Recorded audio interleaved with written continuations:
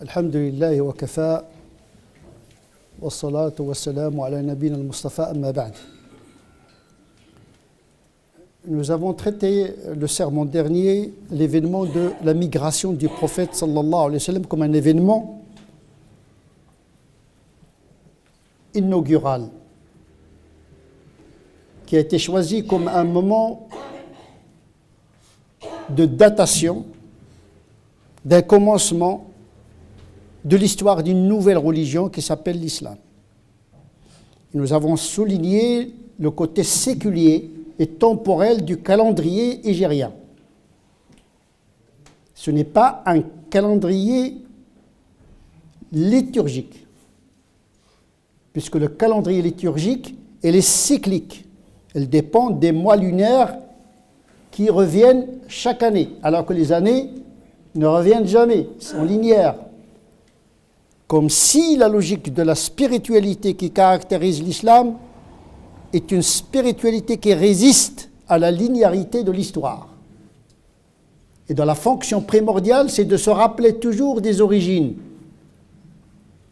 Les prières reviennent tout le temps, le jeûne chaque année, le pèlerinage chaque année. Le temps spirituel et les cycliques éternels.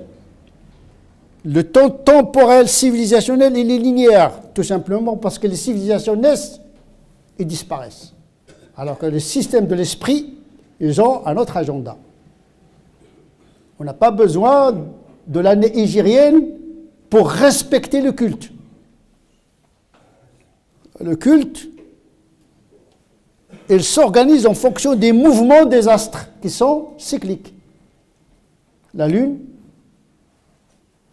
la Terre qui gravite autour du Soleil. Donc c'est comme une montre, une horloge cosmique qui organise le culte. C'est-à-dire une entrée dans l'orbite de la soumission à Dieu au même titre que les astres, au même titre que les électrons qui gravitent autour du noyau d'un atome. À ne pas confondre le calendrier liturgique et le calendrier séculier civilisationnel, puisque l'islam est une religion mais qui est devenue au fil de l'histoire une civilisation. Mais l'histoire n'est pas notre code. On n'est pas obligé de reproduire la civilisation puisque les civilisations ne se reproduisent jamais. Il faut sortir de l'histoire pour faire intégrer l'islam dans une nouvelle histoire. Tant qu'on est attaché au passé civilisationnel, on ne peut pas extraire cette religion pour lui permettre d'entrer dans une autre logique, celle de la cyclicité qui s'intègre à n'importe quelle époque et à n'importe quelle civilisationnelle. C'est ça qui garantit l'universalité de l'islam. Pas l'aspect civilisationnel, mais c'est l'aspect spirituel organisé autour du culte qui est cyclique. Les musulmans, ils ont choisi pour commencer leur année hégérienne par Muharram, alors que la migration du prophète s'est effectuée, s'est accomplie pendant Rabi' al-Awwal, 2 mois après Muharram. Tout simplement parce que Omar, qui a choisi cette datation, a respecté une coutume des Arabes. Vous savez, beaucoup de choses dans l'islam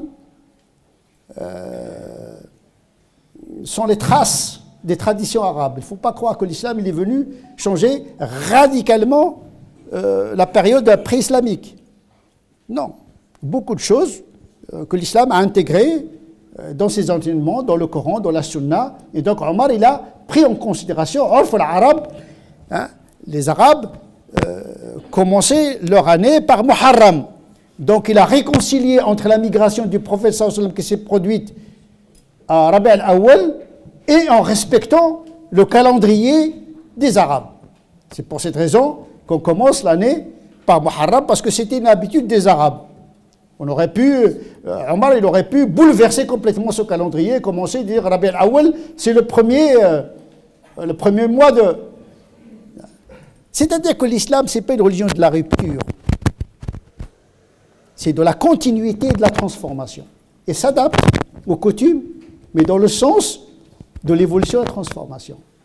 Et Omar, il a compris l'esprit de réconciliation de l'islam qui compose avec la réalité, tout en se singularisant par ses spécificités. Oui, le hijra, oui, on la garde parce que c'est un événement important, Mais on respecte en même temps le calendrier des Arabes. Et Omar, on le sait, il a failli être un prophète. C'est quelqu'un qui est inspiré, muhaddith. C'est l'homme à travers lequel les anges parlaient. Et donc c'était un choix de réconciliation entre l'événement qui a libéré l'islam de la tyrannie de Quraysh, tout en respectant la tradition des Arabes et de Quraysh, c'est-à-dire la datation qui commence par Muharram.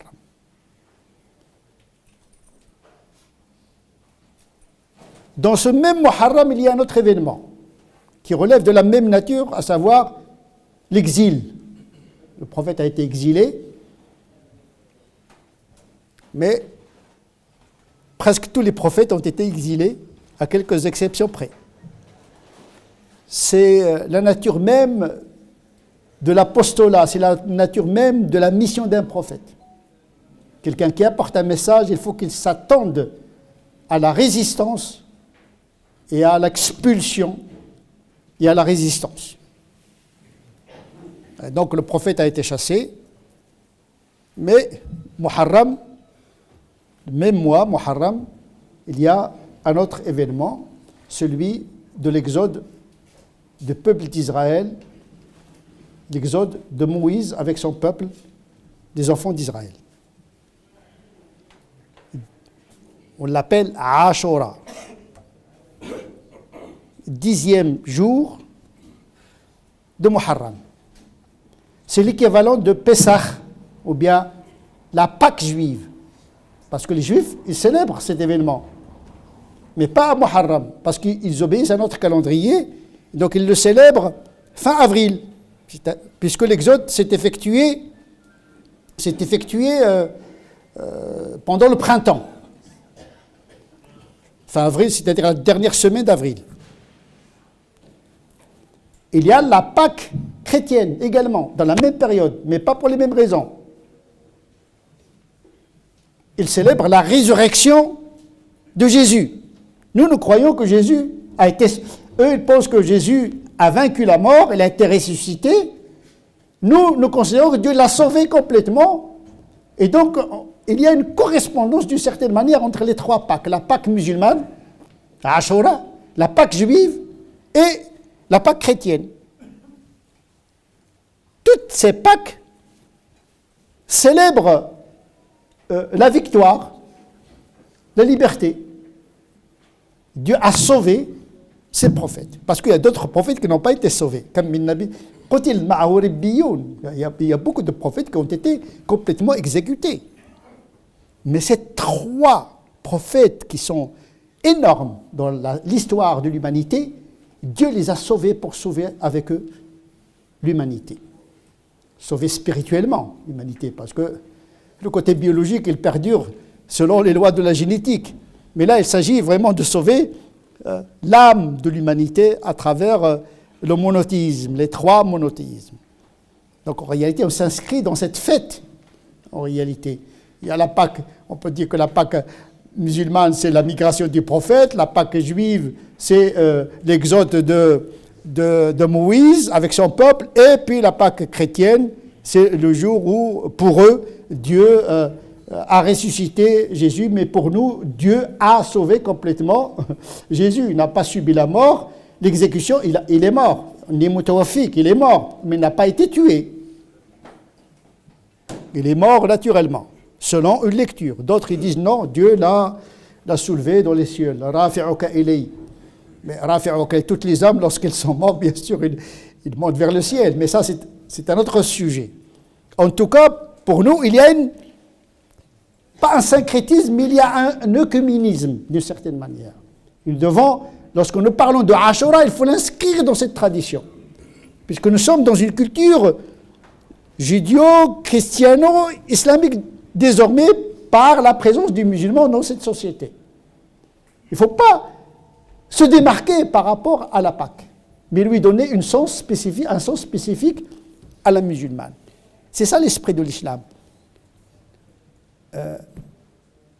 L'acculturation, la prise en considération d'une réalité, tout en donnant ses significations propres à ce que nous sommes, à ce que nous célébrons. Mais il y a une nuance chez les musulmans. C'est que la migration du prophète n'a pas été un lieu de célébration cultuelle, contrairement à la Pâque juive, à la Pâque chrétienne. Dieu a sauvé Mohammed sallallahu alayhi wa sallam, mais on ne fête pas cela à travers une liturgie. Le prophète aurait pu dire, écoutez, comme les Juifs, ils célèbrent l'exode de Moïse, comme les chrétiens, ils célèbrent la personne de Jésus, eh bien, célébrez ma migration parce que Dieu m'a sauvé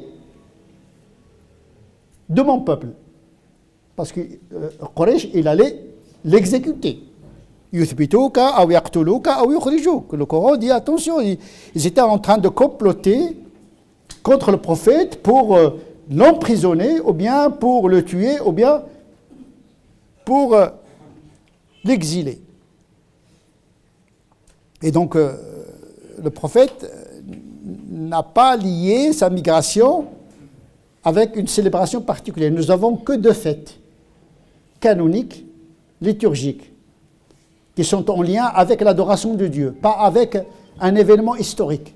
Tout simplement pour ne pas canoniser et sacraliser l'histoire. En islam, il n'y a pas d'histoire sainte. La sira du prophète, ce n'est pas une histoire sainte. Il n'y a que le Coran et la Sunna. Il n'y a que la révélation qui est sainte. Mais la vie du prophète, sallallahu alayhi wa sallam, il est respectueux, il est respecté, mais n'est pas considéré comme une révélation, parce que ça fait partie de l'histoire. Même si la révélation a fait irruption dans l'histoire sans canoniser l'histoire. Les musulmans aujourd'hui qui veulent retourner le salafisme d'aujourd'hui, en réalité, ce n'est pas un retour au message, à l'esprit du message, c'est un retour à l'histoire. C'est-à-dire, on entre dans le calendrier séculier, pas dans le calendrier liturgique, qui est cyclique et qui est éternel. Le temps spirituel, c'est un futur déjà passé. L'éternité de l'instant, d'une certaine manière. Le temps de l'esprit, ce n'est pas le temps du corps, ce n'est pas le temps de la civilisation. Et donc, effectivement, le prophète n'a institué comme célébration cultuelle que deux moments, c'est-à-dire en rapport avec le sacrifice d'Abraham, avec le pèlerinage, qui est le cinquième pilier de l'islam, qui est en lien avec la verticalité, ibada, et puis le déjeunement, c'est-à-dire Eid al-Fitr, qui est en lien avec une pratique de la célébration de l'unicité de Dieu. Il n'y a que Dieu qui est célébré. Et c'est ça, la Pâque musulmane, et se différencie par rapport à la Pâque juive et à la Pâque chrétienne. On célèbre l'événement historique. Nous célébrons la transcendance. Voilà un petit peu la différence entre les trois célébrations. Malgré cela, le prophète a incité les musulmans à jeûner à Ashura, qui est la Pâque juive, selon le calendrier des Arabes, pas selon le calendrier des Hébreux. Les Hébreux, ils fêtent l'exode de Moïse avec son peuple vers la dernière semaine d'avril. Les chrétiens fêtent leur Pâque fin mars, dernière semaine, après un jeûne de 40 jours. Tout simplement, c'est par altérité et altruisme. Notre religion, elle est enracinée dans la vérité, mais qui est ouverte sur l'altérité. L'islam n'a pas de problème avec le judaïsme, le christianisme n'a même pas de problème avec les polythéistes. L'islam n'a pas de problème avec l'humanité. Il est venu embrasser l'humanité. Rahma. Rahma lil alamin. Embrasser l'humanité. C'est ça la force du prophète, sallallahu alayhi wa sallam. Il cherchait toujours les points d'intersection avec autrui, tout en conservant les singularités de sa religion. Mais il y a le souci de l'altérité qui s'est manifesté dans le jeûne du mois le jeûne du 10e jour de Ashura. D'ailleurs, Ashura, ça vient du 10, c'est-à-dire le 10e jour de Muharram. Donc le prophète a préféré inciter les musulmans à jeûner l'exode en célébrant l'exode de Moïse, mais n'a pas incité les musulmans à jeûner le jour où Dieu l'a sauvé de ses ennemis, par altruisme. Nous sommes les plus à même à jeûner ce jour-là, parce que nous aimons beaucoup Moïse. Et le peuple qui était le sien, qui était opprimé, vivait dans l'esclavagisme. À cet égard-là, le musulman ne peut pas, théologiquement parlant, être antisémite. Il ne peut pas être antisémite. Être antisémite, c'est insulter Moïse et son peuple. D'abord, c'est un racisme crasse. Et deuxièmement, ce n'est pas n'importe quel racisme, c'est un racisme théologique, qui est encore plus grave, parce que vous touchez à la sacralité du statut des enfants, des prophètes, des enfants d'Israël, parce qu'ils font partie de ce peuple. Il peut y avoir un conflit avec les juifs et les chrétiens, comme il peut y avoir un conflit avec d'autres musulmans. Mais pas pour la religion, pas pour la race. Les musulmans peuvent être en conflit entre eux, sans remettre en cause la sacralité de leur statut. C'est la même chose avec un juif ou un chrétien. Comme disait Ibn Taymiyyah, nous combattons l'agresseur, pas parce que c'est un mécréant, c'est parce qu'il est injuste, il est un agresseur, tout simplement. C'est ça les valeurs universelles de l'islam. Il n'y a pas de racisme, il n'y a pas de haine, il n'y a pas d'idéologie. Nous devons rester fidèles à ce que nous sommes. Nous jeûnons, nous avons notre Pâques. Il y a la Pâque juive, il y a la Pâque musulmane. Nous célébrons Moïse. Donc vous ne pouvez pas nous dire, vous les musulmans, vous n'aimez pas les juifs, vous n'aimez pas Moïse. Mais Moïse est un juif, c'est un enfant d'Israël, nous l'aimons. La preuve, c'est que nous lui avons réservé ce que nous n'avons pas réservé à notre prophète, sallallahu alayhi wa sallam, c'est-à-dire jeûner un jour parce que Dieu l'a sauvé, et nous ne jeûnons pas un jour pour le prophète parce qu'il l'a sauvé. C'est un altruisme, c'est une grandeur de l'esprit d'une certaine manière. Et donc effectivement, nous avons beaucoup de choses à apprendre dans notre religion en séparant ce qui relève de l'histoire, ce qui relève des enseignements et du culte, et nous avons besoin de nous inscrire dans un œcuménisme non syncrétique. L'œcuménisme, c'est chercher les points d'intersection, mais sans confondre les religions. Donc 3 Pâques, pour 3 raisons différentes, il y a le même principe, Dieu a sauvé ses prophètes, ces 3 prophètes, ces 3 grands prophètes, mais chacun célèbre ça à sa manière. Nous célébrons le prophète chaque jour. Salat al-Nabi, on n'a pas besoin d'une Pâque musulmane de célébrer la grandeur du prophète, parce que si dans la prière, Allahumma salli ala Muhammad wa ala ali Muhammad, chaque jour, en vérité, c'est une Pâque pour le musulman, dans la mesure où il est reconnaissant à l'égard de notre prophète, sallallahu alayhi wa sallam. On n'a pas besoin de fête d'anniversaire de la naissance du prophète, on n'a pas besoin de fête d'anniversaire de l'exode du prophète. Nous célébrons tout le temps la personne de Muhammad sallallahu alayhi wa sallam dans nos prières. نسأل الله عز وجل أن يجعلنا من الذين يستمعون القول فيتبعون أحسنه أولئك الذين هداهم الله وأولئك هم أولو الألباب اللهم اهدنا فيمن هديت وعافنا فيمن عافيت وتولنا فيمن توليت وبارك لنا فيما أعطيت وقنا واصرف عنا شر ما قضيت فإنك تقضي ولا يقضى عليك وأنه لا يذل من واليت ولا